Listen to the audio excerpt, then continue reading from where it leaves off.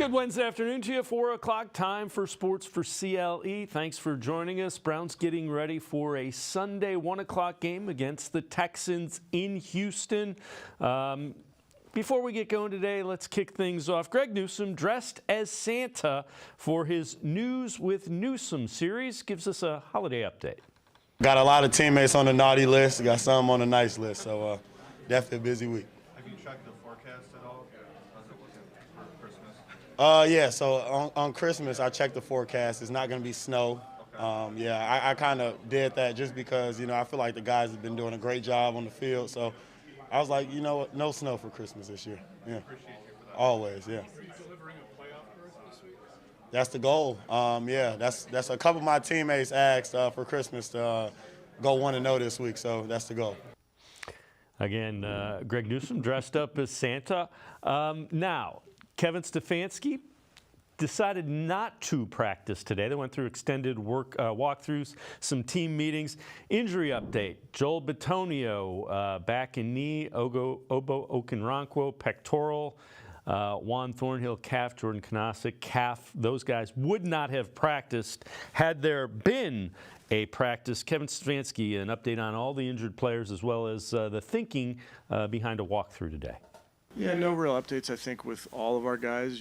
Day to day literally means you see how they walk in the building and check in with them and how they do through their treatment every single day and making a decision based on how that is each day. That's kind of what we're doing with Joel. What's the mindset of not practicing today? Yeah, late in the season we had an early bye. We have a Thursday night game next week, so just trying to account for all those things. Let's welcome in Jeff Lloyd from the Locked On Browns podcast. Jeff, what Kevin Stefanski is saying is we are beat up and we don't need to beat each other up anymore in practice. So I think it's probably a good decision. You get your stuff done in the walkthrough. You're going to have a short turnaround to begin with and a couple of games that are very winnable. Well, I think you kind of go with a read the room type of situation, And the thing is, the Browns, it's so many 60-minute games. And, there's not much time, where Myles Garrett can celebrate a win for the last 5 minutes on the sidelines. It's not been the same case for the offense. And you kind of just look at everybody and you understand everything that they're giving you every Sunday. And, hey, the less at this point of the season I can get you, off your legs and trying to go 100%, the better. I mean, the other thing is you're going to play this, and I'm sure we're going to get into this, you're going to play this game with the Houston Texans. And it's not like you've got this huge game plan you're probably going to put in. Houston is, got a lot of injuries on both sides of the ball. A lot of different faces are going to participate in this game that the Browns don't necessarily have a lot of film on. So more of the, the implement of the game plan is probably going to be what the Browns are good at, what they're strong at, things that they've been succeeding at all season long. So to give the boys a break here, and look, they are human beings. They are just like the rest of us. This week between, 1 week to all of a sudden being Christmas on Monday, it creeps up and it creeps up fast on all of us. Obviously, they're no different. They're human beings. They're all going through the same type of thing. And then it's also, trying to make all the plans they have to make for understanding the fact that they're going to leave on most likely Friday night or Saturday morning to go to Houston, Texas. And then luckily, they're home maybe right before midnight Christmas Day and then get home and probably want to spend a little time with their families as well. So trying to make this trip as quick and easy as they can, but nothing's obviously changed. They know exactly what the agenda is for this business trip to Houston. So Texans head coach DeMeco Ryans, the latest update on C.J. Stroud in concussion protocol, also talking about what Case Keenum would mean as the starting quarterback. CJ he's doing better, improving, but he's still in the protocol. DeMeco, is there a chance that this could end his season? And CJ's season? Oh, why you say that? Oh, don't shock me like that, man. No. Wow. No, it's just we're going through the protocol, and each person, each concussion, right, is different. So each person, it takes a different amount of time for each person to heal, just like with anything else. So he's just going through the protocol just like everyone else has throughout whenever they've been in the concussion protocol. And, we just, at the end of the day, like I said last week, and it still stands today, like the most important thing is making sure CJ is healthy. And when he's ready to go, he'll be ready to go. I'll let you guys know. The thing that's helped Case the most, I think, is experience, right? When you played the position for such a long time, right, you have to have that experience, but there's also that experience gives you confidence. Right, when you've done it multiple times, you've seen multiple defenses and how teams try to attack you. Right, nothing should shock Case. He's seen a little bit of everything. Right, he's calm. He does a great job of operating. Pre-snap does a great job of commanding the huddle and making the other guys around him better.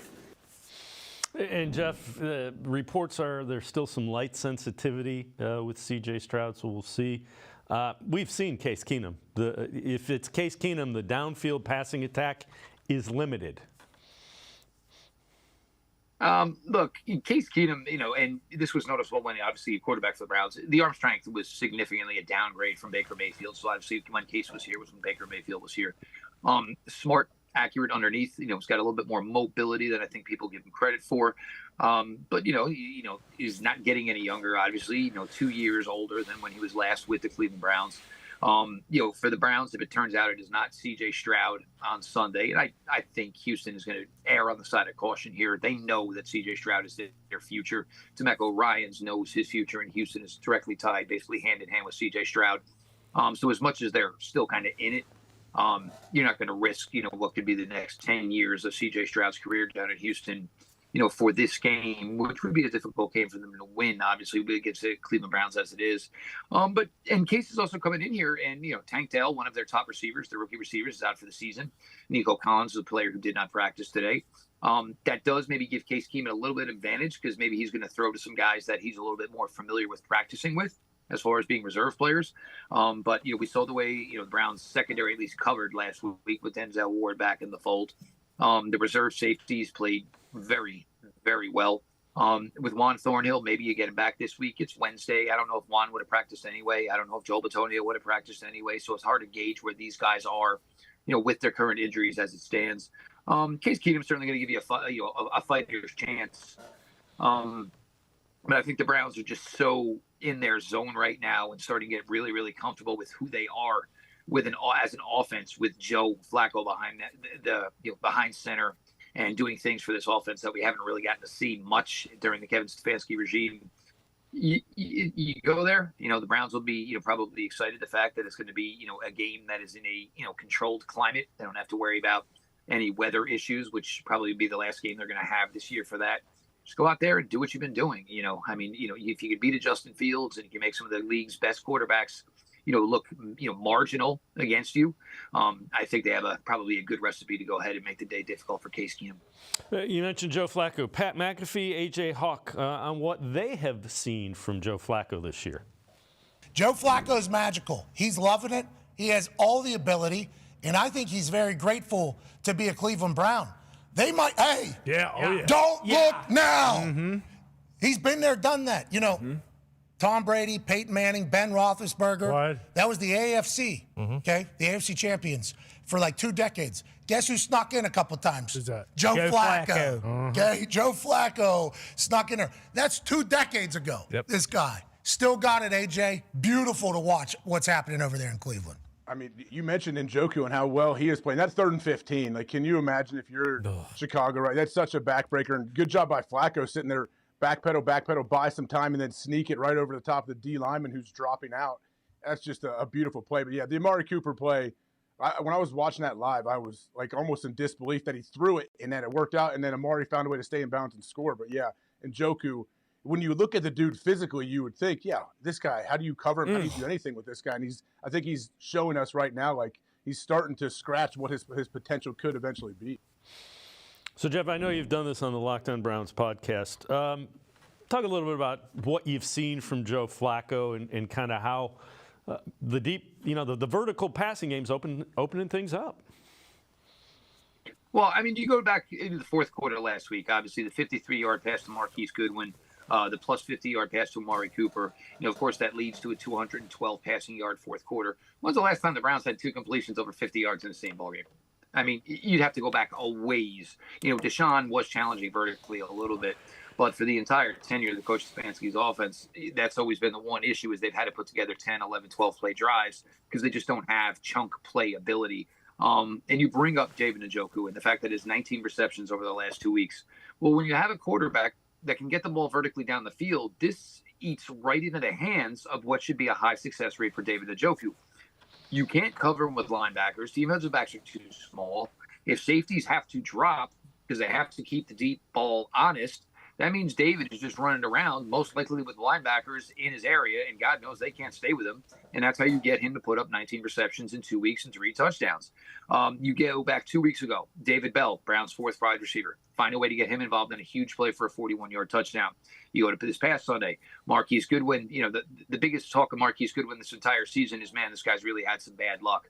Whether it was all the stuff that he was dealing with in training camp, the blood clotting issues, and then, of course, suffered a pretty significant concussion himself that had him out for 3-4 weeks, it felt like, if not even longer. And you find a way to get him involved. Cedric Tillman is starting to turn the corner here. Elijah Moore, maybe it was a quiet week for him, but that's because Joe has been having success with Elijah Moore, so maybe some of the coverage was dictated a little bit more. Amari Keeper just keeps doing his thing. There's nobody that Joe's afraid to get involved. There's nobody Joe's afraid to throw the ball to here. And when you have that type of versatility and diversity within your pass receivers, the guys you're going to put on the field, and the confidence to put them on the field, it makes teams really, really difficult. It put us in a really difficult spot as far as who you're going to focus your attention on. Amari Cooper, obviously things are going extremely well for him. David Njoku, this is everything the Browns always envisioned he could be. I think they knew that this was here from David, but the thing was, getting the way to get the coverage further off the line of scrimmage, further depth, so you can challenge it to get David these wide open, easy reps. Joe's just, literally, I mean, when he says he's like a 10-year-old kid having fun right now, you can see it. And I think the biggest thing you saw was the difference between a 38-year-old veteran and some young guys in their 20s is I threw 3 touchdowns in the first 3 quarters, and I basically just blacked it all out. And I went to the fourth quarter and just went about my business. And you get 212 yards, 3 scoring drives, and the Browns pull out a big must-have victory over the Chicago Bears. Jeff Lloyd from the Locked On Browns podcast and I are going to step aside, take a quick timeout. Other side of the break. Which non-division leader could make a deep playoff run? We'll have the answer. Sports for CLE. We'll be right back. Stay with us. Holiday gold! The $20 scratch-off? It has 100 times multiplier. I could win $1 million. Psych! I got merry and bright. No fair. It has a 200 times multiplier. I could win $2 million. Game on the back. Game on the back. Game on the back!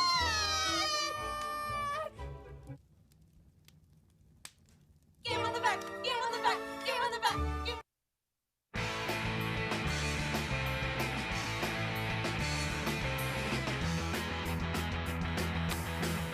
We continue talking Browns with Jeff Lloyd from the Locked On Browns podcast. Jamie Ertl from the NFL Network's Good Morning Football talking about which of the teams that are not leading their division could make deep playoff runs this year.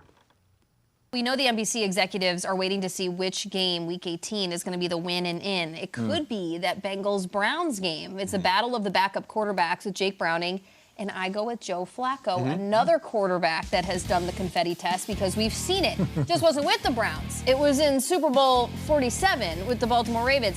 The Ravens clinched their division that season in mid-December. They host their first playoff game at home, and then they have to go on the road. It eventually becomes the Harbaugh Bowl that we know it as in the 2012 postseason, that game being played in New Orleans. And Joe Flacco was the Super Bowl MVP. He was a Super Bowl champion, and he had the 4th most passing yards ever that 2012 postseason with over 1,100. Joe Flacco knows how to do this. Just get him there. Now, whether or not, and we know what the defense can do. We know what he's trying to piece together. Kevin Stefanski, has he won back-to-back Coach of the Week honors, Peter? I will give it to him. As long as they've got this unit out there winning games, he will get it every week. Okay, so Kevin Stefanski is making magic out of it, too. So the Browns, they could come running, but the fact that in the AFC North we have seen struggle upon injury struggle, we could see a Bengals-Browns win and in Week 18, which would be electric. Jeff, I don't know about you, but I think they're going to be in before Week 18. They may be playing for the division title. Ravens have the 49ers and the Dolphins the next 2 weeks. They lose those, we'll see. I mean, if you look at the scenario, if the Browns were to win out and what it would take for them to actually get the number 1 seed, I mean, it's not ludicrous. Is it crazy? It's probably crazy because we're talking about the Cleveland Browns, yes. But, I would think that it could play out. It's certainly have to control your own destiny and win the final 3, which right now I feel pretty darn confident. I think that the Browns would be able to win out here. over the next few weeks. As far as Week 18, Browns, Bengals winning in, I mean, I think that's a little talk, maybe trying to hedge your bets because, everybody thought Cincinnati was going to be a lot better this year. Of course, they did struggle early, but they were starting to right the ship before Joe Burrow went down. I don't necessarily see that. I think the Browns should probably have this maybe wrapped up by the time they get to Cincinnati because I'm not sure necessarily where the difficult game is for the Cleveland Browns, and more so that there is this attrition. These other teams got to play each other, and the Browns with that 1-game lead right now, that's a huge, huge thing for them to work with. And when we all talked, when the schedule was first released or when we talked, as, the winning streak and the wins started to pile up, this was the sweet spot for the Browns, was the closing part of the schedule. Granted, C.J. Stroud and the Texans played better than we thought. It doesn't look like we're going to see C.J. Stroud. That Thursday night game, maybe it's Zach Wilson. Maybe it's, somebody else, who even knows. Trevor Siemian. And then, of course, the Cincinnati Bengals, the Browns always played the Bengals. Who knows, though, with the Jets? Who knows who could be the quarterback? Oh, you still got to give another week here, Dave. You never know. And then, of course, they always play the Bengals significantly well. And that's, not discounting. They've always played well against the Bengals with Joe Burrow. Me personally, I like to get these games in during the daytime, and I like to be wrapped up and sitting down by Sunday Night Football so that I can fall asleep a little. We're all getting old. I think it's a nice theory. I just don't think it's going to work out that way. Plus, I think that game probably is going to end up more probably as an NFC game because you have basically the top 3 teams in the NFC, and then nobody knows what's going on after that. So Greg Newsome talked about what we saw from undrafted free agents playing safety, DeAnthony Bell, Ronnie Hickman, who played significant snaps against the Bears. I've seen them play with no fear. We say it all the time, no handcuffs, no seatbelts. And what we mean by that is just the ability to just play fast. And, everyone makes mistakes. No one's perfect, but just trusting yourself and playing fast. And, a lot of credit to those vets in their room, too, like Grant and Juan and Rodney, who's not playing right now. Just their ability to stay locked in and to help out guys like those guys. And you can see it on the field. They're playing loose. What do you think of the way Bell and Hickman played? It came up in some big plays, and you didn't hear a lot about them, which usually means they're playing pretty well. I think Jim Schwartz did 2 things that was really impressive with both players. And look, just because they're reserves doesn't mean they don't have talent. But obviously, if they're reserves, it does mean that maybe, each player does have a ward or two. DeAnthony Bell, I think they were really smart. They tried to, it was almost like a pseudo, a weak side linebacker that they used Anthony Bell. They tried to keep him closer to the line of scrimmage. He's a physical guy. He's not afraid of contact. Obviously, that's something that helps him excel with special teams. And then you saw where that worked, obviously, for DeAnthony Bell. Ronnie Hickman, if the play is in front of him, Ronnie Hickman is a very, very good safety. He drives on the ball very well, understands his footwork in coverage. He reads routes well. It's the flipping the hips and then trying to pick the ball back up again over his shoulders where Ronnie Hickman struggles. So you put him in a position where the ball stays in front of him, and this is certainly something where the Browns pass rush aids all this because there isn't a lot of time development for these deep, long throws that teams would like to use when you're certainly playing against non-caliber starting defensive backs. So and these guys have excelled. Certainly it's all an extension of everything working as a unit, and the pass rush getting back to business with Myles Garrett being everything he can for this team. That's been obviously crucial because you're getting the quarterback off the spot. You're making the quarterback speed up his tempo, and obviously, guys, the amount of time to run the route is still going to remain the same, even if the quarterback would like to get rid of the ball quicker. That's how you hold the Justin Fields under 50%.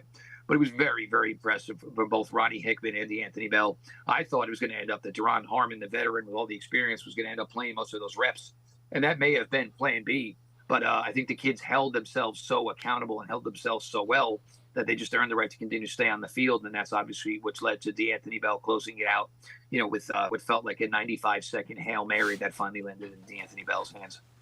All right, so former offensive lineman Brian Baldinger breaking down how teams are trying to slow down Myles Garrett.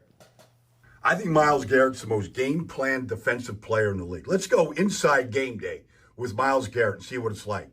You get the tight end, Mercedes Lewis. You get the tackle. You get the guard. You watch him come around this stunt right here with Tomlinson, and he got the center and the guard both grabbing him.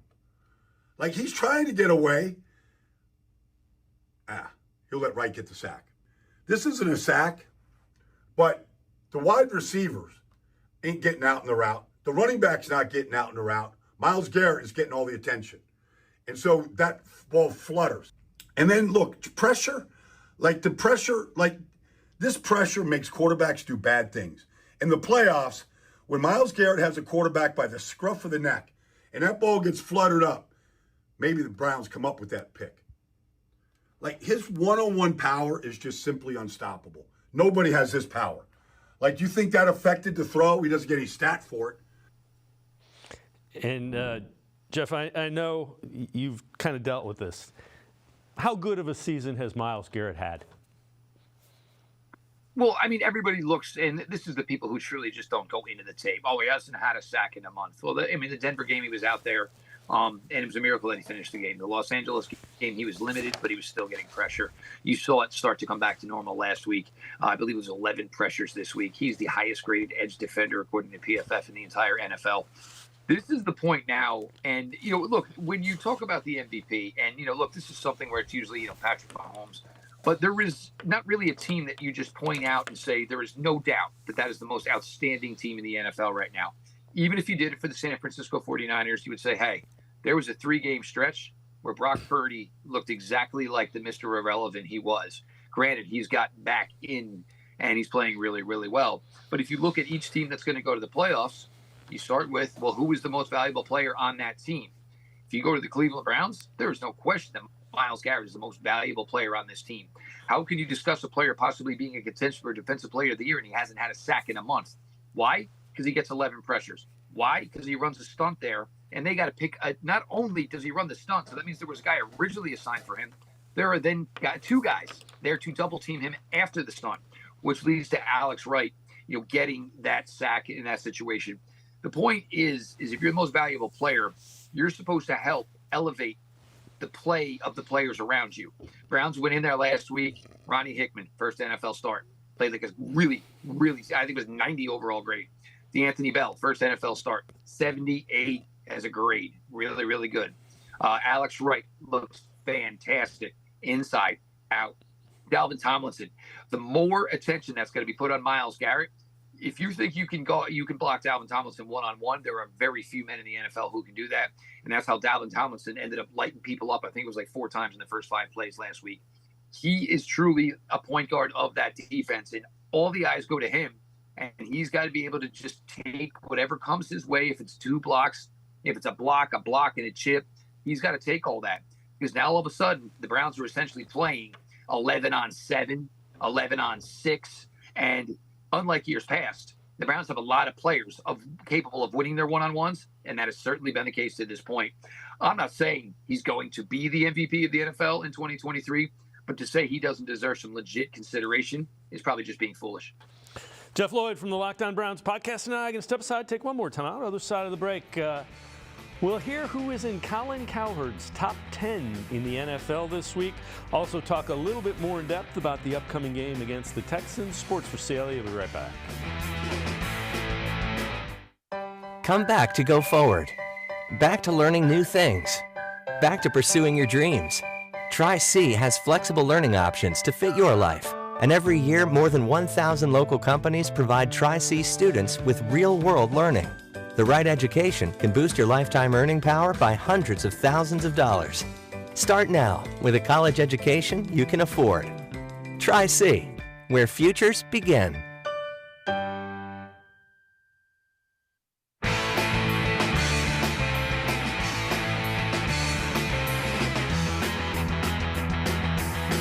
We continue talking Browns on Sports4CLE with Jeff Lloyd from the Locked On Browns podcast. Colin Cowherd from The Herd with Colin Cowherd, his top 10 teams in the NFL entering this week.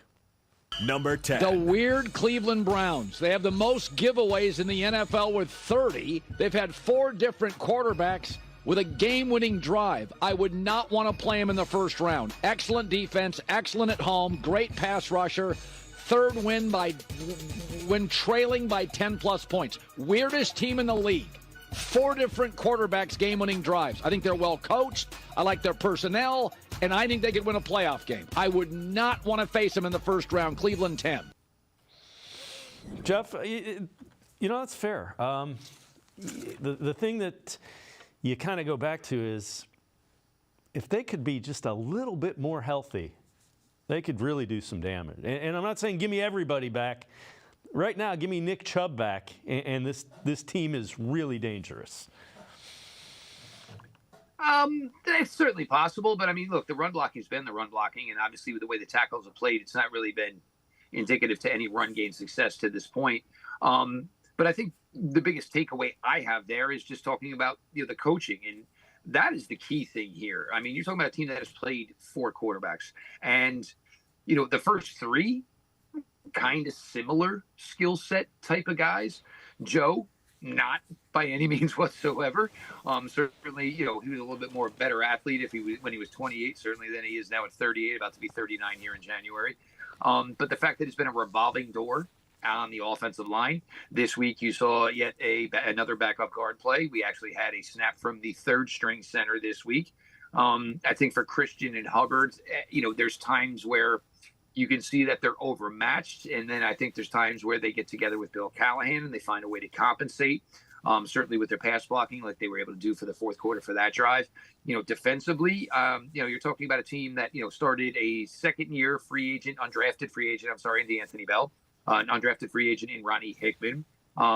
They're just finding a way. And, again, the 1-0 and win the week, this stuff, I mean, if you're not winning, it sounds corny. It sounds very, middle school gym teacher-ish. But if it's working, nobody questions it. And this team just seems to find a way.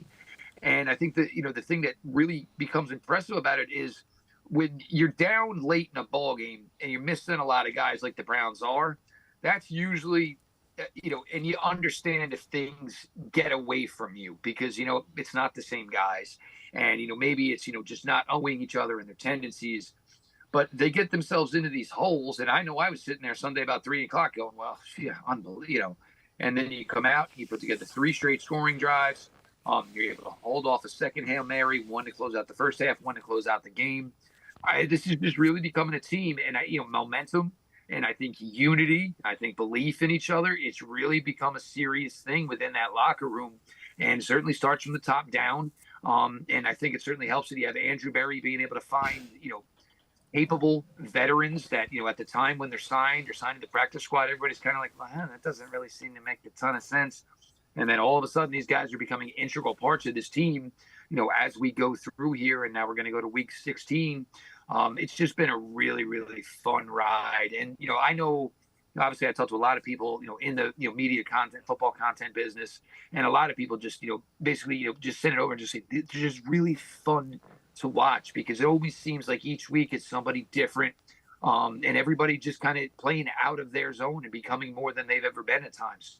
You mentioned the run game. I think it was 1.6 yards a carry last week. Is there any now? And you touched on it. 4 starters out, and you don't have Nick Chubb. Is there anything you can do to get the run game going, or at this point is it you kind of got that hand dealt to you, and you gotta find a way without it? I believe my biggest theory at this point, and I said this going into last week, and look, Joe's a big, strong man. If it ain't working, and I've said this in the past, I don't care if it's not working, stick to it. Last week, I don't want to hear it. Just throw the ball. If there's no sign of any running game whatsoever, you got a 6'6" quarterback. His arm is certainly well rested. Just let him throw it as many times as he's got to. The only hope I would maybe have, and you saw, Pierre Strong had a nice play with some juice in his legs that ended up being, a hold after a screen. So, it was supposed to be a 20-yard play, only netted about 7-8 yards for them. He's got some juice, but maybe throwing will open up the run a little bit. If you're going to have to start loosening up the safeties, obviously you're going to stop if David Njoku, splits outside, you're going to have to make sure that there's somebody closer to him, and as opposed to whether or not he lines up in line. But right now, I mean, you're going to give yourself a couple of token runs, but if they don't warrant anything or anything positive, you're just going to let the big boy throw the ball around the field because it seems like he's in a really good zone right now, and he's really comfortable with the talent he has around him. All right, so Devin Singletary, running back for the Texans, has taken over the lead back role. 3 of his last 6 games gone over 100 yards rushing. He's averaging almost 5 yards a carry in those 6 games. How concerned are you about the running of Singletary? And then what's this look like if the Browns are going to get a win and get to 10 wins? There's been weeks I've certainly had my concern about the running game. But Case Keenum, and, we talked about this with Russell Wilson. Russell Wilson was able to run the ball. You're not going to worry about Case Keenum pulling it out of Devin Singletary's chest and, going around right end himself. Just focus on Devin Singletary. It's not like the Bears running backs don't have skill. The Browns were all over that. JOK is read and diagnose in effort right now. And again, I'll continue to say it. He's probably in my opinion, the most improved player on the defensive side of the ball this season. Whether or not he gets that credit as the year goes on, we'll see. I think this is now, and of course, as we're talking about this here on Wednesday, if the injury trend continues, where Houston is without their young stud defensive pass rusher, Nico Collins makes their 2 top receivers out of this game. Pretty much trending like C.J. Stroud is not going to play.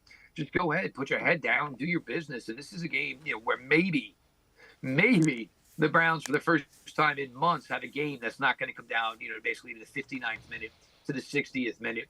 And then, hopefully guys can get a little rest, get in the shower quick, fly on home, enjoy Christmas, and then start getting to go to work, because it's going to be a short Christmas for the Cleveland Browns, because the Jets will be here Thursday night, like it or not. I wouldn't count on it not being a 60-minute game. It just doesn't seem to be the style this year of this year's team. A betting man's going to bet 60 minutes. It walks like a duck. It walks like a duck, talks like a duck. It's a duck. Jeff Lloyd, Locked On Browns podcast, as always. Great stuff. Appreciate the time and the insight. Thanks very much, Jeff. All the best, Dave, to everybody. Obviously, all of you guys over there and everybody listening. Everybody have a Merry Christmas. Enjoy this time with your families. And, for relatives coming in and out of town, go ahead and throw that Browns gear on and enjoy this Christmas, because you all deserve it. All right. Have a good Christmas yourself, Jeff. Appreciate it. Jeff Lloyd, Locked On Browns podcast. Make sure you check him out. Really good stuff. We're going to step aside, take a quick time out. Brad Spielberger, Pro Football Focus. Straight ahead, we continue talking Browns. Come back to go forward. Back to learning new things. Back to pursuing your dreams. Tri-C has flexible learning options to fit your life. And every year, more than 1,000 local companies provide Tri-C students with real-world learning. The right education can boost your lifetime earning power by hundreds of thousands of dollars. Start now with a college education you can afford. Tri-C, where futures begin.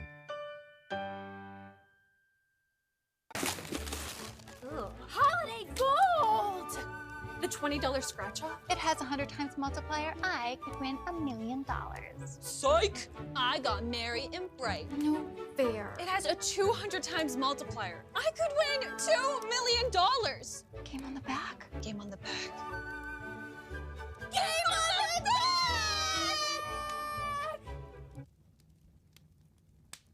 Game on the back! Game on the back! Game on the back! Game. I am powerful beyond my wildest imagination. I will define my future. I will keep challenging myself to improve. Because I am a future leader of this great nation. I will be responsible for raising a beautiful family. And educating not only my generation, but many more to come. I will make a difference in my community. And I will stand up for what I believe in. I will not settle for simply chasing my dreams, I will achieve them. Because I was given a chance. An opportunity. A home. At Family, Career, and Community Leaders of America.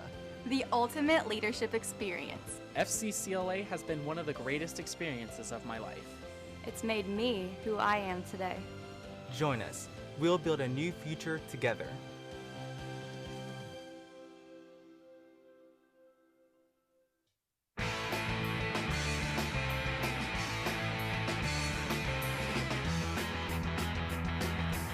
We continue talking Browns on Sports4CLE. Browns middle linebacker Anthony Walker on what Myles Garrett means to this Browns defense.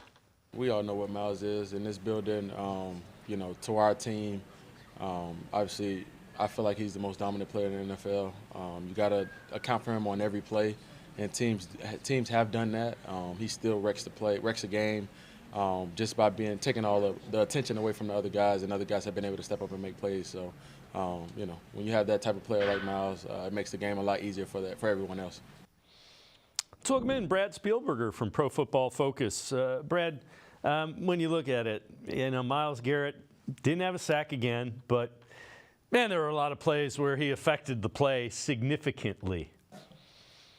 That is the Myles Garrett story sometimes, and it's why we hope fans understand more and more that sacks can be a bit of a fluky stat. I mean, I tweeted it out. He had 11 quarterback pressures in the game.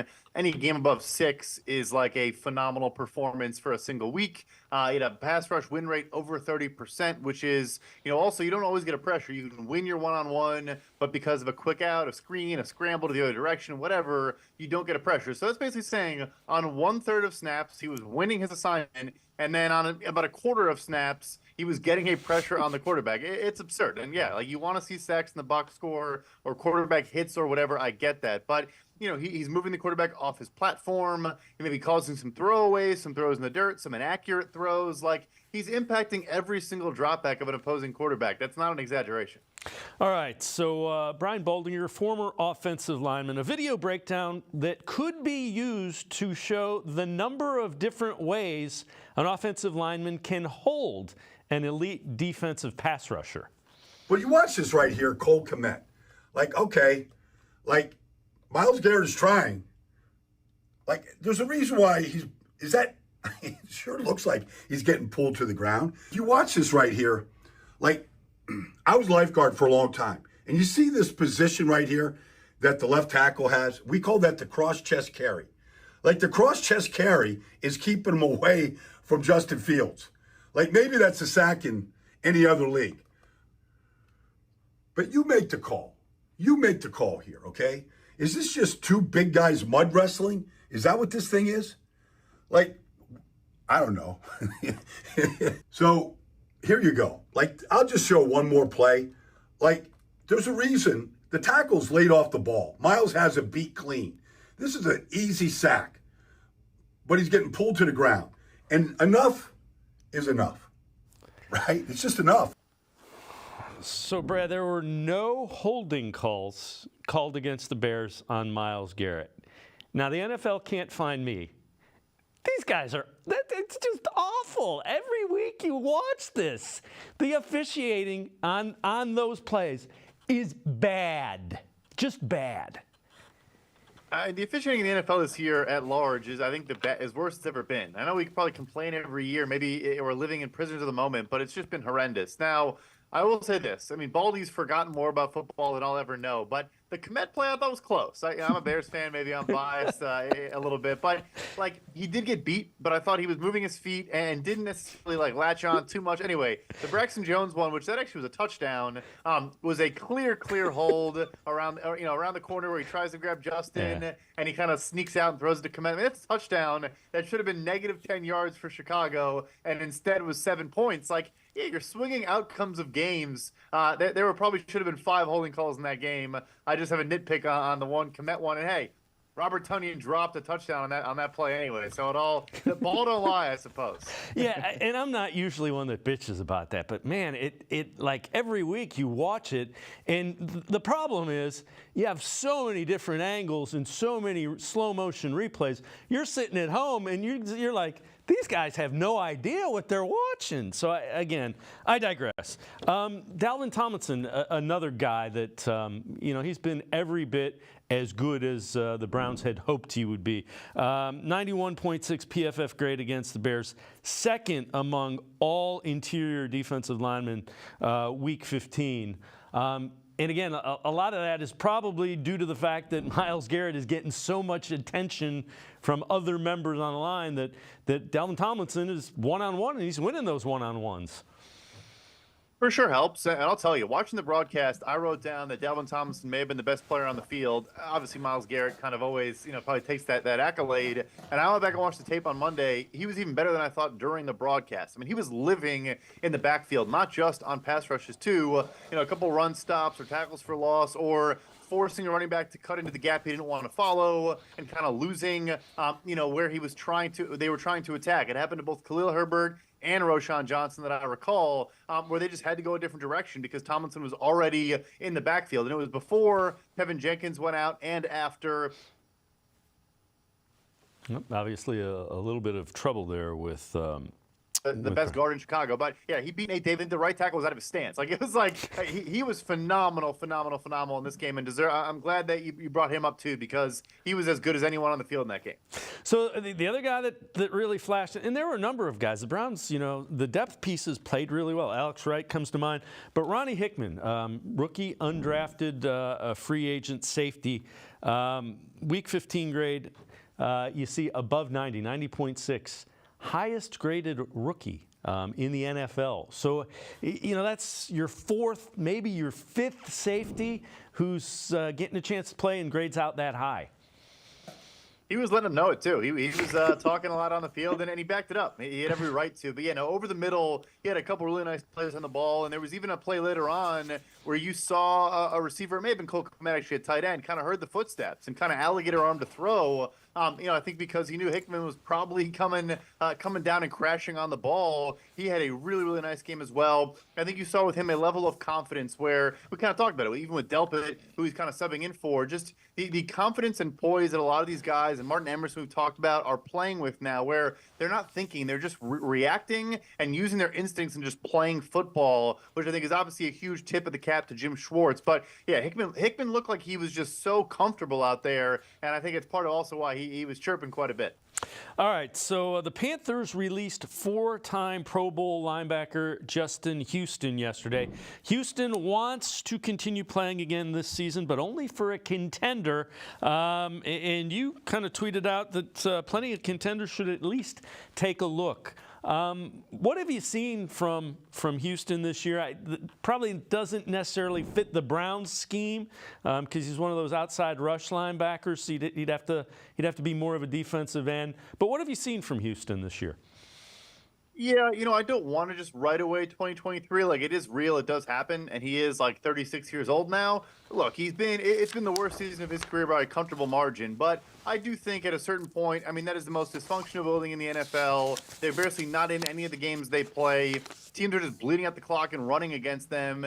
And he has been the last couple of years, even when he's been phenomenal, as a rotational 400-snap designated pass rusher. There's literally no use case for that player on the 2023 Carolina Panthers. So I'll just say, looking back in years past, I think that is still for him. He can get around the edge and has pretty good bend for a guy in his mid-30s, and he has a good inside counter still as well. Can set up a tackle with an outside step, get them to kind of overset, and can burst inside still impressively for his age. So he probably isn't the greatest fit. I think you're correct there. But hey, a minimum contract for a borderline Hall of Fame edge rusher, maybe that's a bit generous, but he's way up there in sacks in NFL history. You might as well, like I said, take a look.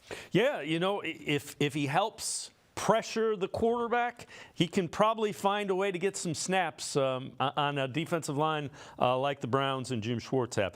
Brad Spielberger and I are going to step aside, take a quick time out. Other side of the break, we're going to talk a little bit about the Browns' road record. Hadn't been great. They're on the road against the Texans Sunday. The Ohio Lottery Partners in Education program is dedicated to recognizing exceptional students, teachers, and schools throughout Ohio. Scan the QR code on screen to nominate students and teachers as Academic All-Stars and Teachers of the Month. They must be currently enrolled or teach in grades K through 12. Is your K through 12 school developing students' literacy skills to achieve success in reading? If so, you can nominate your school for the School of the Year. Students can win $100, teachers can win $500, and schools can win $2,500. Scan the QR code, fill out the forms, and nominate deserving students, teachers, and schools today. The Ohio Lottery Partners in Education program takes pride in honoring exceptional students, teachers, and schools across Ohio. Submit your nomination today. It's fun, fast, and free.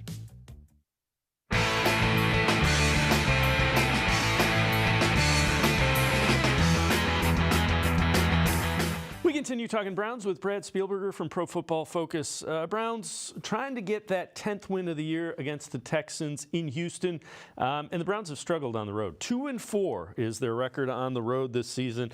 These are the scores after the first quarter. Steelers led them 7-3. Colts led them 14-7. Seahawks led by 10. Ravens led by 14. Broncos led 7-0. And the Rams led 10-7. Greg Newsome, dressed as Santa, was asked what the Browns can do to improve their play on the road. It starts with just preparing like we do each week. And, we've had the lead, I think, in every single away game, and we kind of gave it up. So just staying consistent, not making any mistakes, trying to bring the energy because our crowd is so big for us. But just trying to stay consistent, really, I feel like that's the biggest thing. And Brad, so they've trailed after the first quarter. They've had the lead in most of the games, and they end up 2-4. It's been all over the place, and the defense has been drastically different. Is there anything that you can figure out that explains that at all?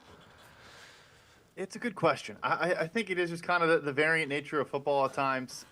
We just talked about even kind of the swing in a couple plays can dramatically swing a half of a game or an entire football game. So, no, I think personnel-wise and deployment-wise, I haven't seen anything to suggest as to why, it's been breaking out in certain kind of splits and subsets. I wish I had a more magic answer for you. But no, I think a lot of the time, defense is dictated by the opposing quarterback and the opposing offense you're playing. Even when you have one of, if not the best units in football, injuries at this point of the season now obviously playing a role as well. But you just match up against a team that matches up well against you, can pass protect, can get the ball out quickly. The Colts are a good example. Like, lead the NFL in RPO rate and a lot of play action, a lot of half-field concepts and reads. Gardner Minshew throws the ball in about 2.5 seconds, and an offense that has been good against a lot of opponents, but not an offense coming into the game. You said, they're going to put up 30-plus points on this Browns defense. There we were at the end of that wild game.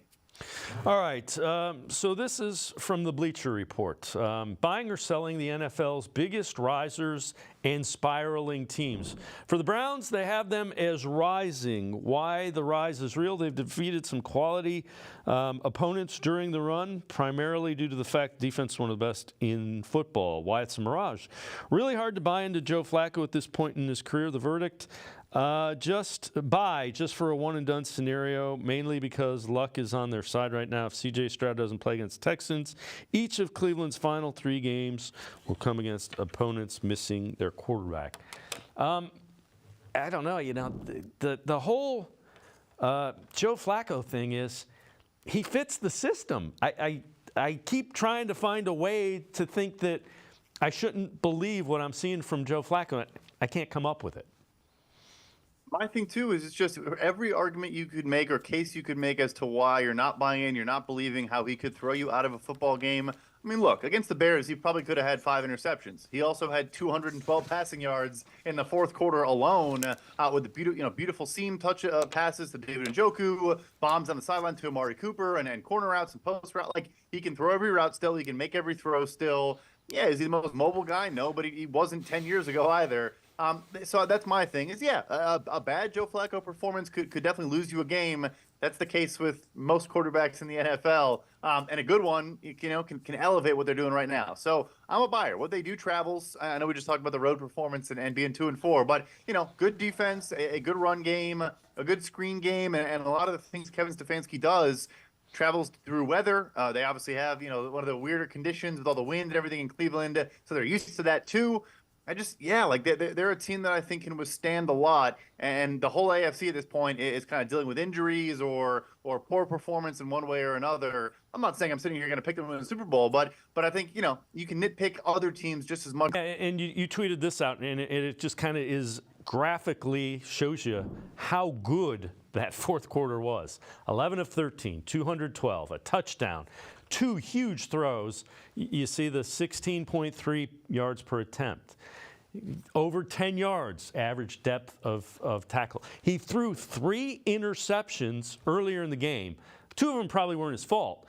But I keep visualizing it this way. He gives you, because of that fourth quarter, it illustrates what I've said. He gives you a puncher's chance against anybody, because if somebody gives you a window to complete a 40 to 50-yard pass that can swing things, he's going to take advantage of it, and he's not going to be shy about it. He also has more road playoff wins. He and Tom Brady are tied. Most road playoff wins.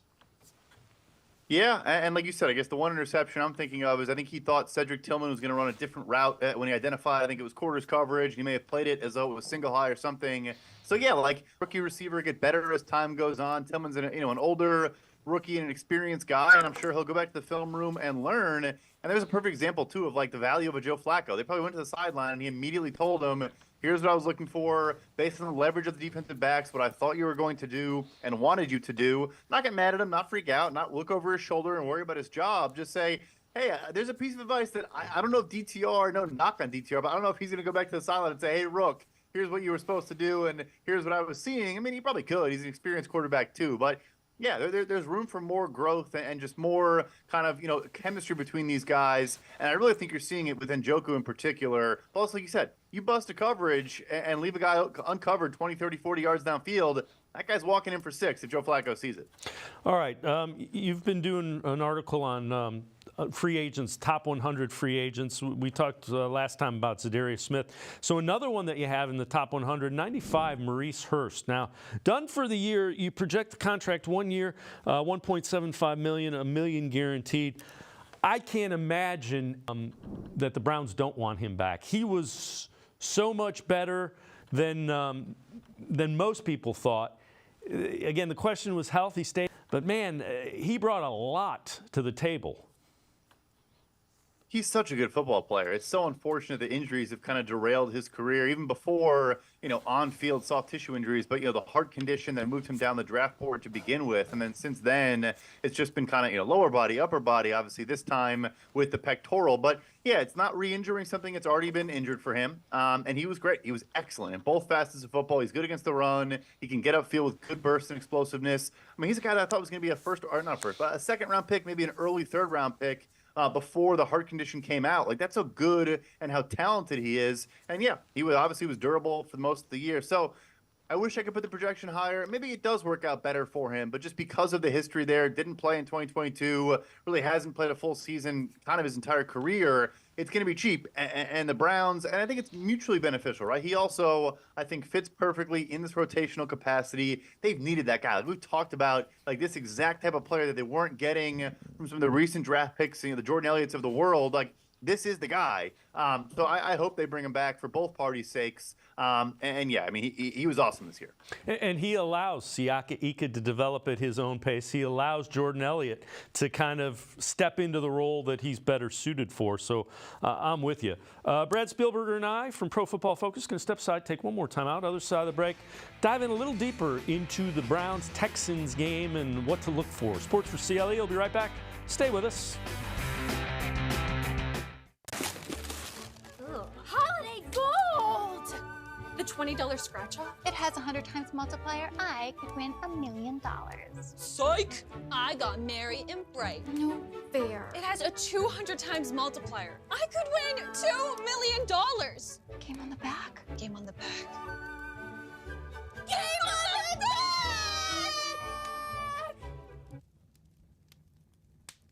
Game on the back! Game on the back! Game on the back! Game.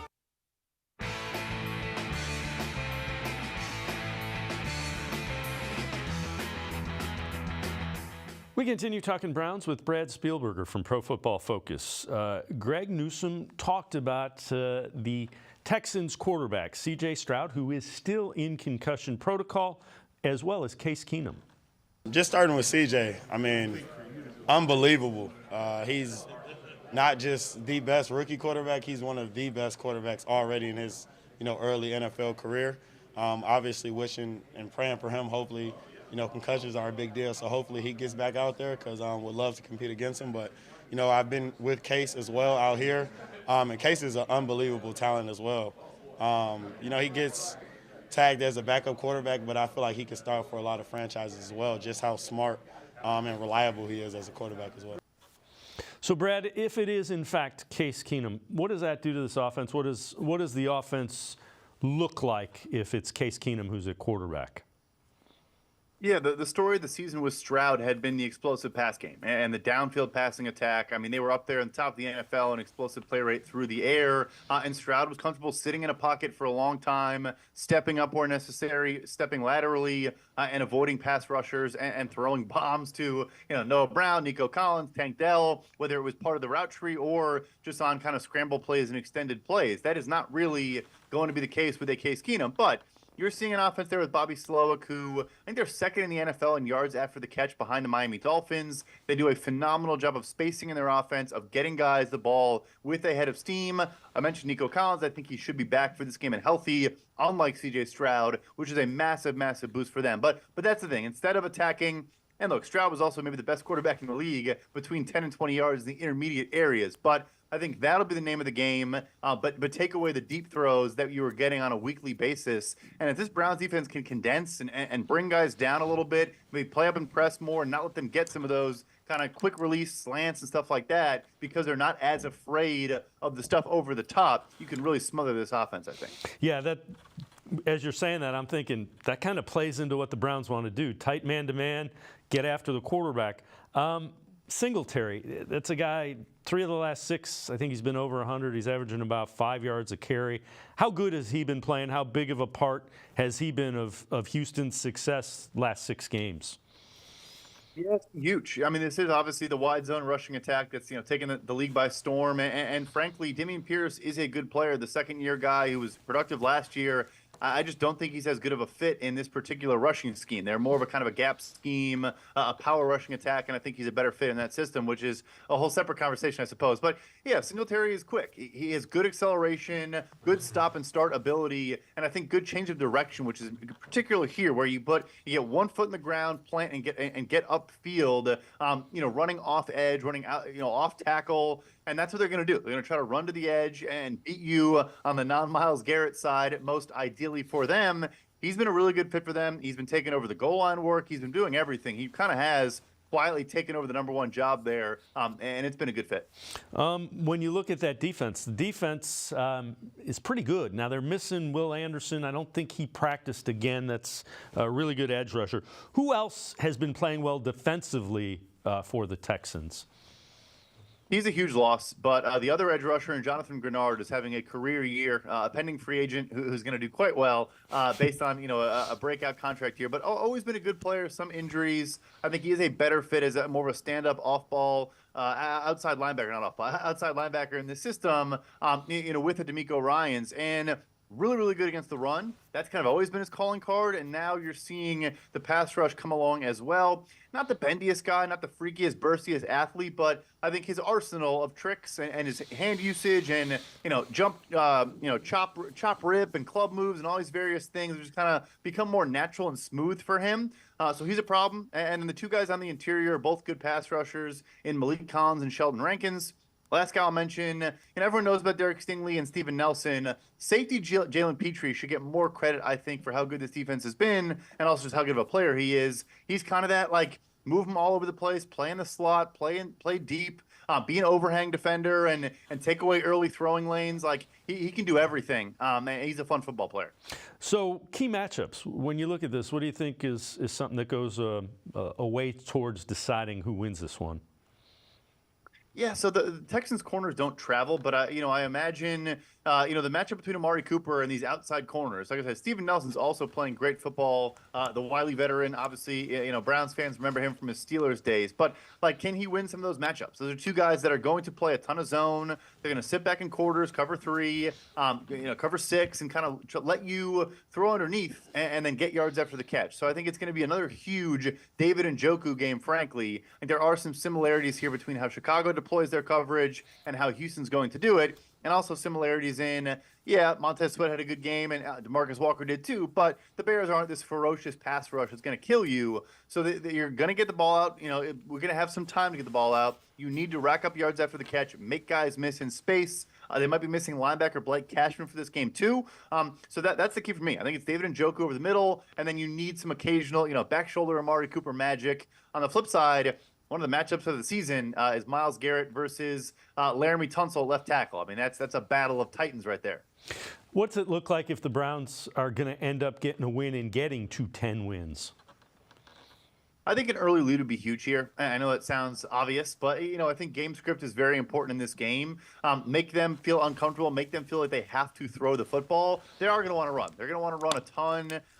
They run a lot on first and second down, near the top of the league, an early down run rate. And if they're sitting in second and eights because you're not letting them get those chunk yards at the beginning, or you have a lead and they feel the need to throw the ball to catch up with you, that's when you tee off and wreak havoc on the rest of the offensive line. But also moving Myles Garrett around would make sense. Moving Zadarius Smith around would make sense. They've had some injuries on the interior and have shuffled guys all season long. I think that would be the key for me. Get an early lead, force them to throw the football, and then the game script is heavily in your favor. Brad Spielberger, Pro Football Focus, as always. Great stuff. Appreciate the time and the insight. Thanks very much, Brad. Thank you, guys. Brad Spielberger, make sure you check him out. Pro Football Focus. Always really good stuff about all of the NFL and the Browns as well. It's going to do it for this edition of Sports for CLE. We'll see you back here tomorrow at 4 o'clock. Have a great night, everybody. See you tomorrow at 4 on Sports for CLE.